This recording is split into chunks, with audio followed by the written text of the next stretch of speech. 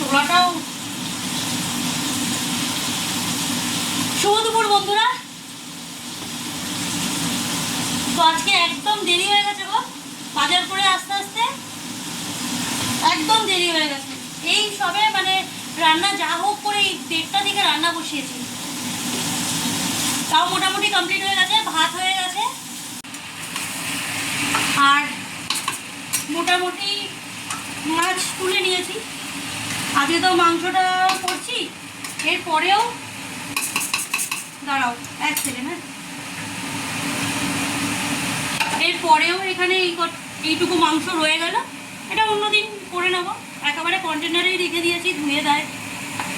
এর সাথে পেয়েছি হচ্ছে গলদা চিংড়ি, তো ভাবলাম নিয়ে নিই। কবে করবো জানি না, আর যদি তোমাদের কাছে এই গলদা চিংড়ির কোনো ভালো রেসিপি থাকে তাহলে একটু শেয়ার করো তো আমাকে, হ্যাঁ, তাহলে আমি ওই গলদা চিংড়ির ওই রেসিপিটা আমি করবো। তো যাই হোক, এটা গলদা চিংড়ি পেয়েছি আর একটু শোল মাছও তুলে নিয়েছি, একটা ছোটো শোল ছিল, তুলে নিয়েছি।